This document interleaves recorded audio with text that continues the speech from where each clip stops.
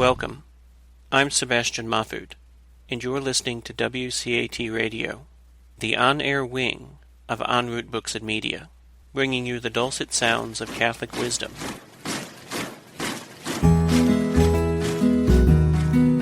Welcome to the Catholic Mama, where you'll learn how to deepen and defend your faith, find comfort as we share the vocation of parenthood, and learn how to raise your children confidently Catholic. I'm your host, Christine Mooney-Flynn. Let's get started.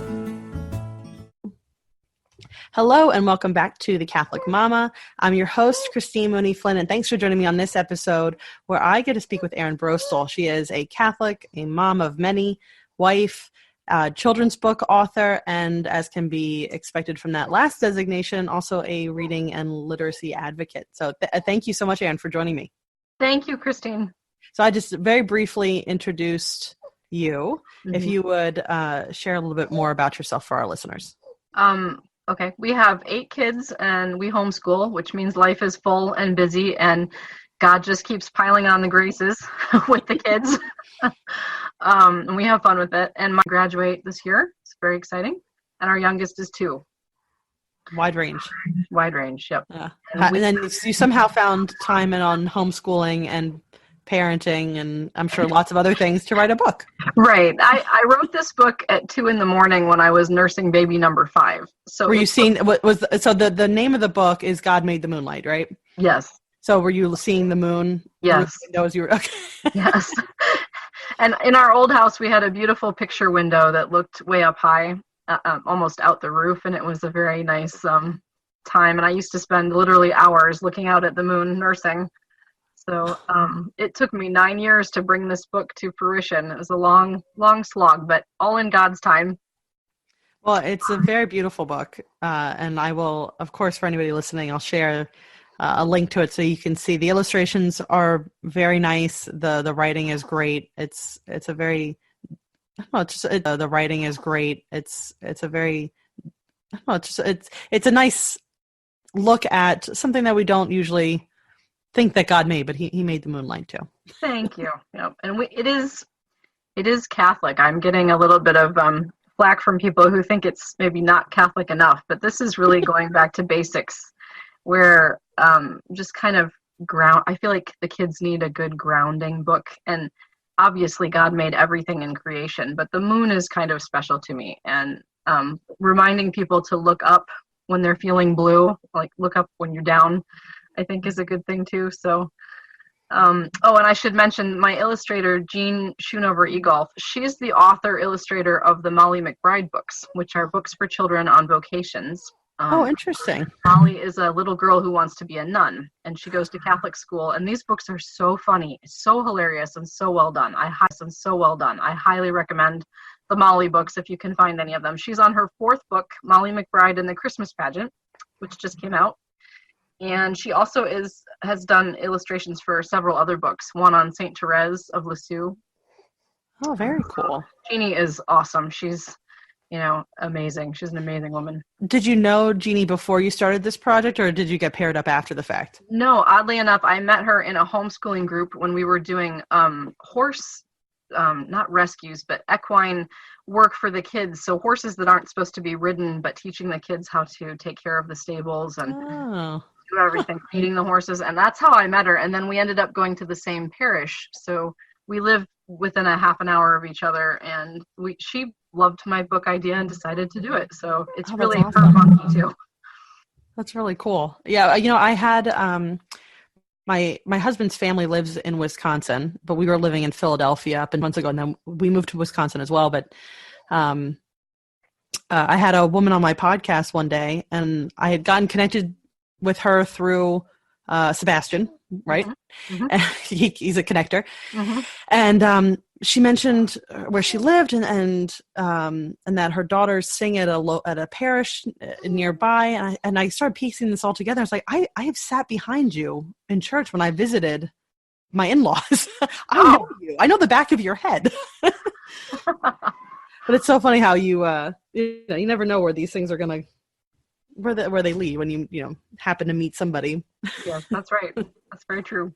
So we had a lot of fun with this, and Jeannie helped me get it on Ingram Spark because it's self-published, and we started our own imprint. So oh, cool. Perpetual Light Publishing is ours, and we want to publish more books eventually, and big things are in the works. Depends on land and which direction he wants us to go in, but that's exciting. We're very big advocates for children and reading and literacy, and want to get more good Catholic books in the Catholic schools as well. Oh, yeah, absolutely. Catholic schools aren't always Catholic enough. So. Right. we need good Orthodox people writing books and giving them or getting them into the schools. So do you homeschool all the kids, or have you gone in and out of We've been homeschooling all the way. Now the high school kids have some online classes with some really good teachers, so I don't do everything. Okay. We tried online public school, and it lasted exactly 12 weeks.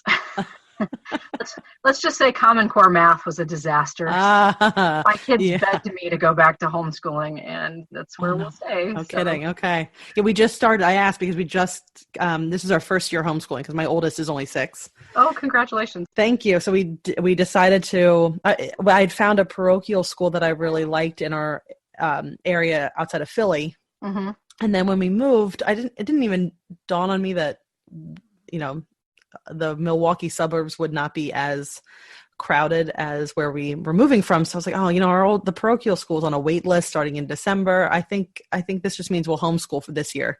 So I've been toying with the idea, and it didn't. These schools are definitely not on a wait list in the new area that we live because there's just not enough kids going to Catholic schools. But I was glad because I had been toying with the idea of homeschool for a number of years before my oldest was old enough to do it.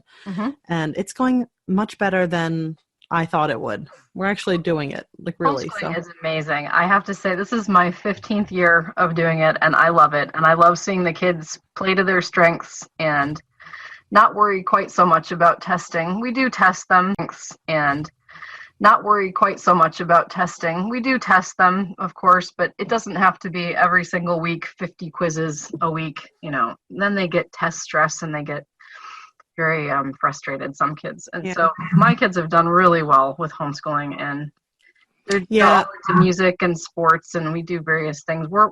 I love that we're mostly out of the house, not so much home, because we have so many things to do with other homeschoolers. In the Columbus area, it's huge. There's a lot of homeschooling groups. That's great. Yeah, I've been very blessed that where we moved has a very strong Catholic homeschooling group. So we've gotten into a co-op. Almost, the co-op had just kicked off this year with from a traditional Latin Mass parish, and so we were able just to hop right into that. But it's been, I had mono when I was in 10th grade and couldn't go to school for 3 months. And so I had to basically homeschool myself, but so much. And it seems like such fluff. And, I could see what was important and really see what wasn't important. And it started to plant the seeds that it can be really effective and efficient.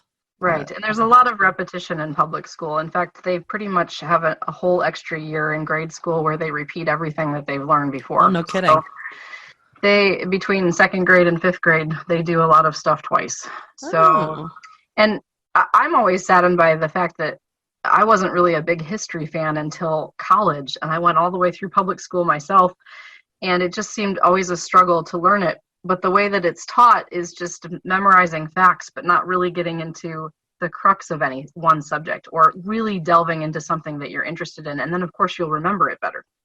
So our kids take sort of a broader approach, and when they're interested in something, like I have one child interested in Japanese history and culture and language. And so we get into the history of tea and the history of the Japanese flag and, the various different cultures within Japan. And it's fascinating. That's really cool. And then I know she's going to remember some of it. Right. Right. So do you follow a particular curriculum, or are you just keeping this? We use Seton as our basic curriculum, and we also are very big fans of Matthew C. Okay. Matthew C. is Stephen Demi's pet project, and he did math curriculum from kindergarten through college, and he's a brilliant teacher. I really, really like him, and we use the DVDs for math, and the kids watch them, and then we do facilitate the tests and the homework and everything else. But math is one of the more rigorous subjects, and some of the other ones we've taken more of a child-led interest in it, which is sort of a Catholic unschooling approach. Like, people sometimes freak out when you say unschooling. What's that? Well, it doesn't mean they're not reading, and it doesn't mean they're not learning and even testing. But it does mean reading, and it doesn't mean they're not learning and even testing. But it does mean that it's not so much trying to read, 25 different facts on bugs in a science book if they're not really interested in bugs. You can skip that part and go on to the ocean creatures, or, there's different ways to do schooling, of course. Yeah. Well, yeah, I started, somebody's asked, a couple of people have asked what curriculum we're using this year, and I can't even pronounce it because it's Latin. I never learned Latin. I won't even try.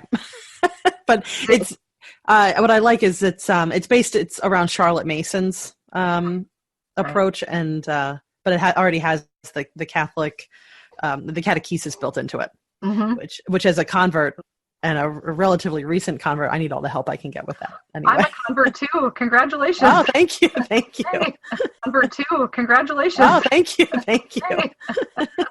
I converted when I was 19. Oh, no kidding. Yeah. God led me to the Catholic Church. Were you religious at all before that? Catholic. I was raised Anglican because my mom was basically an Episcopalian Sunday school teacher, and my dad was Catholic. So we went to both churches, but the Episcopalian Church was falling apart long before, even into the 1980s. It was really having a hard time. And so my mom and I both became Catholic the same year. Oh, wow. We looked around. I was on campus at U of M, and I could have become anything. I could have become Zen Buddhist. And I was like, Lord, please show me which denomination I'm going to be. I always was going to be Christian, of course, but which denomination should I be? And I walked into the Newman Center and saw the kids. And the rest of the churches were dying, and the Catholic Church was the one with the little kids. And my Latino film TA, brought his 3 little children up for Mass, and I thought, I'm looking around anywhere else. So that's awesome.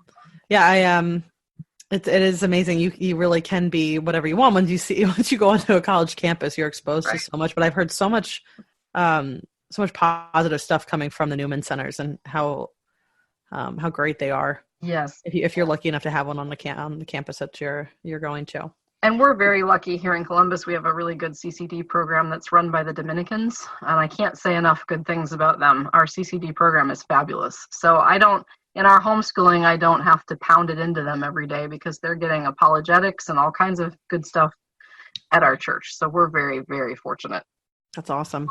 Mm-hmm. Yeah, my husband is really he's philosophically minded, and he's very good at like mathematics and things that I just not my natural inclinations to really dive into any of these things. So I'm so grateful for that, at least, because if as homeschool, since we are homeschooling, any of the questions that my kids might have as they get older, at least for philosophy, we can get those answers pretty easily. Mm-hmm. But in the meantime, we have at the homeschool co-op that we have a priest come in each week, and he does catechism with the kids, and they use an old Baltimore catechism book primer, and it is, oh God, it's so nice. It is nice, isn't it? Yeah, we've done some of that too, and we had seminarians teaching the kids through one of our co-ops for a while, and that was very fun too. That's awesome. Okay, so what have you always been a reader? Yes. Okay. Yeah, I was an early reader, very I guess precocious at a young age, and several of my kids are as well. They've started reading at 5 or before, and so that's definitely big. That's definitely big in our family. My husband and I love to read. We have more books than we know what to do with in this house. To go through occasionally and purge, but actually I think we're just going to start our own library someday and donate them all. There you go. So we'll see. But the kids are growing up with lots of books, and it's fun. In fact, last night I was thinking I was going to tell you this. I went around the house and I gathered up all the Christmas books and Advent books that we have and put them all in a stack so the kids can look through them, because I've been wondering, where is that Stregonona book? Where is that Santa and the Christ Child book? So yeah, I've been trying to keep all the books in one spot. We just moved. So I think all the Christmas books are in the same spot. For you. When I went through the stack, I was like, I know we definitely had to purchase. We are book buyers. and book readers, but we buy more. Mm-hmm. And book readers, but we buy more than we can. We buy faster than we can keep up with the reading. Mm-hmm. But when we moved, it's amazing how much space books take up when you try to pack them in a box, and how heavy they turn out to be. I know. We had hundreds. We just moved too last year, and then we had hundreds of book boxes. I kid you not. Oh my goodness! Lots and you lots. can start a library. It sounds like. Yes, we're going to donate it to a library out in Colorado, I think, someday. Wow, that's amazing. Mm-hmm. So with the early interest in reading, how have you? It sounds like your kids are early readers. I mean, and they're surrounded by books. Is that the best way you think to get kids interested in reading? Is just to be surrounded by them?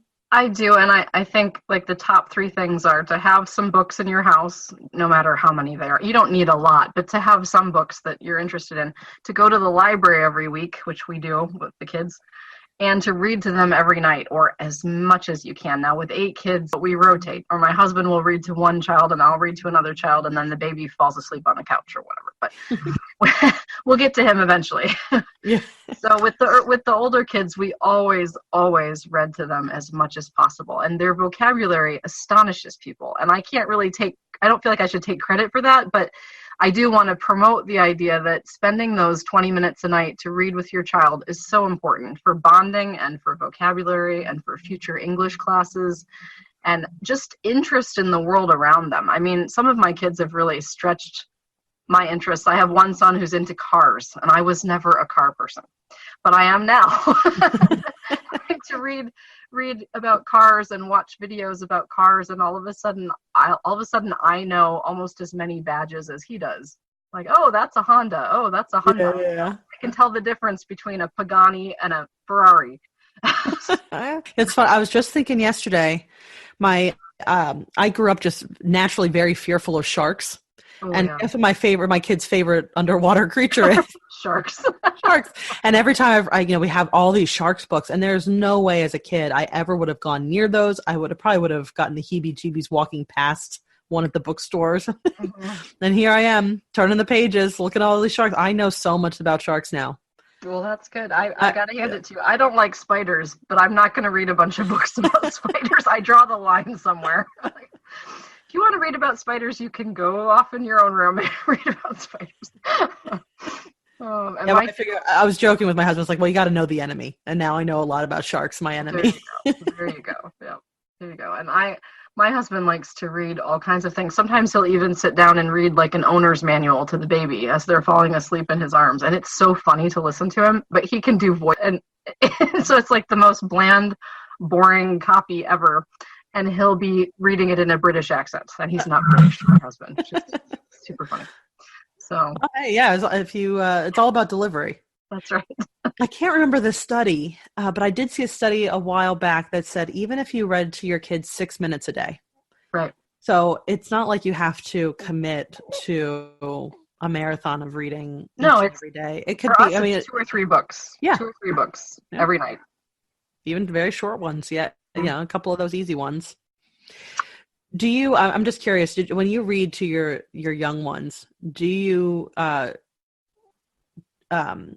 just read the book strict along as you go through every single word, or do you improvise a little bit? I'm just curious. I'm trying. As a homeschool mom, I learned that sometimes you have to pause and ask them questions and say things like, "Where's the mouse?" Ask them questions and say things like, "Where's the mouse in the Goodnight Moon book?" Yeah. Where's the hat? Where's the monster hiding under the bed, or whatever you're reading, and sort of engage them a little bit. So I do try to do some of that. Yeah, it can be difficult. I'm sure I'm not the only one, but you get to the end of the day and you're tired and you just want to get that book over with. I know, and you're exhausted. No questions. Go. Sometimes I'll read to them before their naps too, and in that case, then I can spend a little bit more time and I can say, "What did you think of that book? Do you like it? Do you want to read another one that's the same topic? Do you, even for a 4-year-old, they can understand that and they can say, yes, let's read another Fancy Nancy book or Molly McBride book. Or they'll say, no, I'm really tired of Fancy Nancy. Let's do something else. Yeah. And they'll pick out different things. And we have so many that's never been a problem, but we get a lot of books from the library too. So yeah, man, I love going to the library. My third is only 2 years old, and she's something every time I try to take them. So I'm sad to say that I've been limiting how often we go to the library because she's just so badly behaved there. It's the only place. She's better in church. I don't.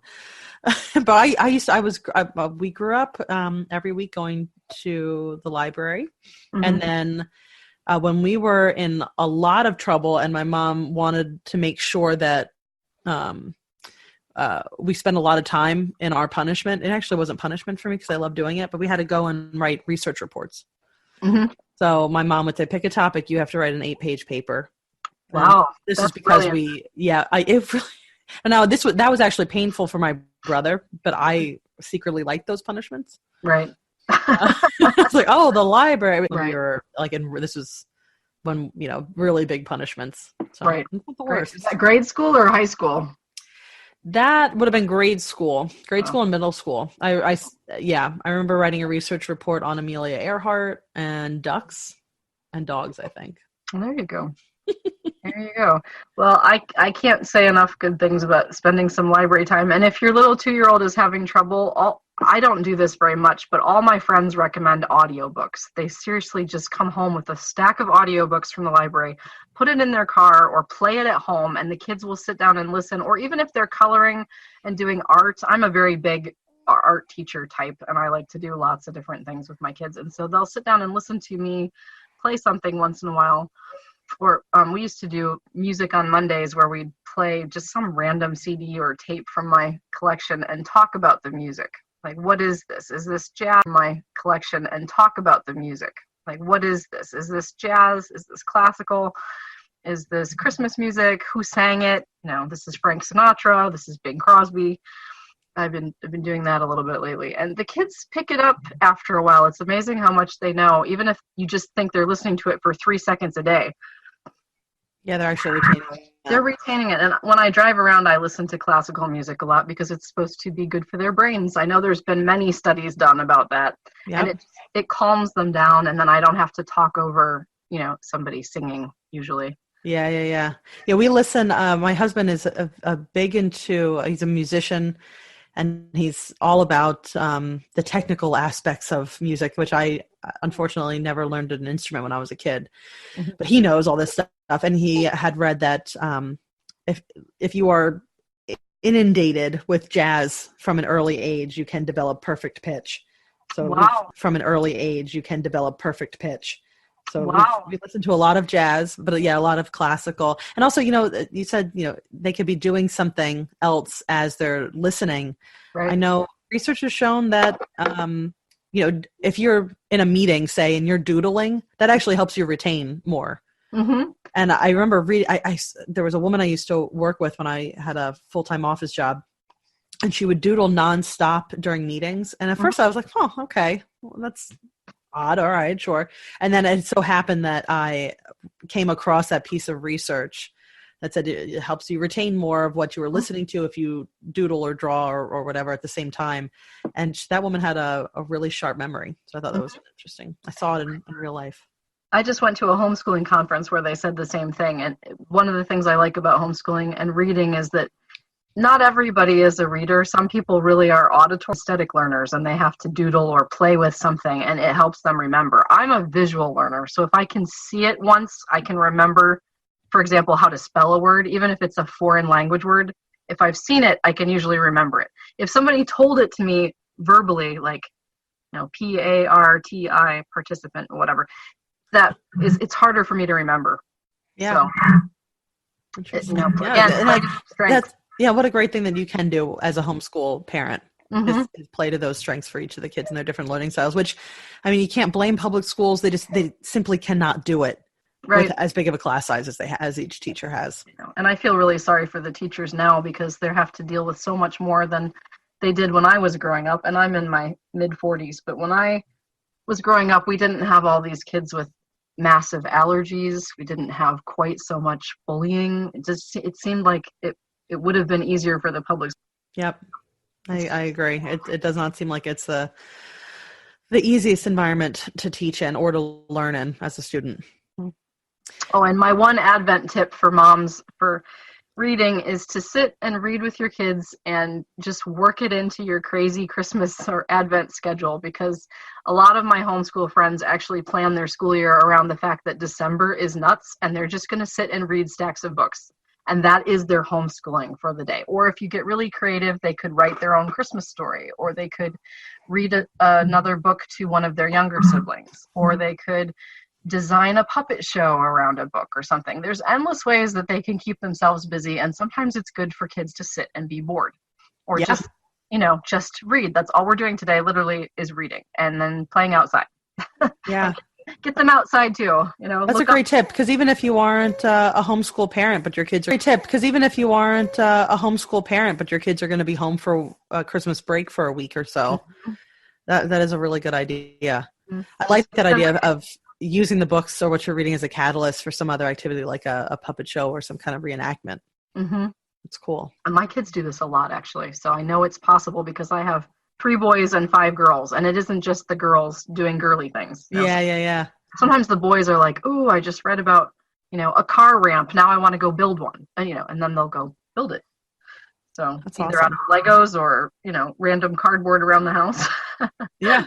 Whatever. Well, yeah, and I'm sure everybody will have some random cardboard around the house after Christmas Day. That's true. So I think we're probably going to start our holiday break a little bit early, since my 4-year-old has a stomach bug. We were supposed to do school yesterday and today, and that hasn't happened. And then we're going to take off for 2 or 3 weeks. Yep. So maybe we'll just read. I'm so sorry. I hope they feel better soon. Me too. I've got some fun things planned. Gingerbread houses. I was going to do, since we were traveling during the feast day of Our Lady of Laredo. And I was going to work in some tie with gingerbread houses and her. And anyway, it didn't happen. So I was like, oh, we'll do that, during school this week. That sounds fun. That's just going to wait until everything's been bleached and clean and all that fun stuff. So, before we go, I should say, what would be the best place to find you at and connect more and learn more about how God made the moonlight? Thank you. I was going to suggest that right before the end. So I have a website, 8hobbits.com, and 8 is spelled out. So EIGHT hobbits.com, because I have 8 kids. So you can find me there. You can find my Catholic book reviews, which I'm a member of the Catholic Writers Guild, and a lot of people have asked me to do book reviews, and I'm happily doing them for free because it's promoting good Catholic books. Including some of my articles from things I've written in the past. And I am going to try and start more of a real blog in 2020 because I have a lot to write about. And hopefully Jeannie and I will have another book out soon next year, so you can keep in touch with me. I'm also on Facebook and Twitter. And Twitter, I think it's just Erin Broestl. Okay. So. Great. Well, I'll put the links to everything that you've mentioned in the show notes, so anybody listening can easily click on that. Actually, I have, my oldest is 6. He's a 6-year-old boy. Do you have it? I know you said Molly McBride group for boys. Yeah. Molly has a friend named Dominic who wants to be a priest. So there are boys in the Molly books, but I'm trying to think for a little boy. I caught you off. We need to have, actually, that's one of the reasons why I want to get more into publishing, because we do need more books for boys. There are so many books lacking, that we could write specifically for boys, and specifically for Catholic humor. I wrote a book that's called Bounty on the Bunny. It's an Easter story that Jeannie and I might end up publishing later, and it's just funny. It's just one of those light, easy books that has boys and girls in it. And I think the boys would enjoy it too, especially brothers, like older brothers who have smaller siblings who are constantly searching for their bunny or their blankie, that kind of thing. But yeah, it's hard to find good boys books. It is. Yeah, I know. I'm struggling with this lately. Well, if you think of anything, let me know. But anyway, I'm struggling with this lately. Well, if you think of anything, let me know. But anyway, I will thank you so much for coming on. This was very interesting, and at least for me, especially as we end another, the halfway mark through this school year, to hear some other ideas about engaging the kids with reading. That's really helpful. Thank you for having me on. And you guys can find God Made the Moonlight on Amazon and Barnes & Noble. Awesome. Also, Air Books. If you go to 8hobbits.com, I should put the link up there for our other web store. We have a web store that's just Catholic books. Oh, awesome. Mm-hmm. Great. Yeah, I've as I only converted a couple of years ago, so now I'm just now having readers in the house. Mm-hmm. So I'm trying to collect more. We have so many Catholic books for adults. All of the readings and studies that my husband and I have done, but we're still making our collection for the kids. So any help. And there are some great books in young adults when your kids are older. There's a lot of good Catholic authors for young adult books right now for fiction and historical fiction, and I'm really surprised, but they're awesome. I've been reading them, and I'm blown away by how good they are. So, are any of those reviewed on your website? Yes, and especially great. They will be after Christmas. So if you guys look it up after Christmas, I'm going to have several more book reviews to do in the next couple of weeks. That's great, because I would say by the time that this episode airs, then those will probably be up. Okay, great. Awesome. Well, listeners, click on the links in the show notes so you can find. Yeah, it's such a teaser. Oh, there's so many good books, but I won't tell you. We'll make it a surprise. They have to go to your website to find out. That's right. All right. Well, thank you again, Erin, and listeners. I will put the links in the show notes. Until next time. CatholicMama.com to get your free copy of How to Talk to Your Kids About God. This handy little ebook will teach you how to broach the topic of God with your children, or how to respond to your kids when they want to talk about God, as well as give you answers to 7 of the trickiest questions about the faith that Christian parents face. You'll love the easy-to-understand grown-up answers, the pared-down but not talked-down answers you can share with your kids, plus recommended resources if you'd like to deepen your understanding of the topic. Get yours free at thecatholicmama.com. Hello, God's beloved. I'm Annabelle Mosley, author, professor of theology, and host of Then Sings My Soul and Destination Sainthood on WCAT Radio. I invite you to listen in and find inspiration along this sacred journey we're traveling together to make our lives a masterpiece and, with God's grace, become saints. Join me, Annabelle Mosley, for Then Sings My Soul and Destination Sainthood on WCAT Radio. God bless you. Remember, you're never alone. God is always with you.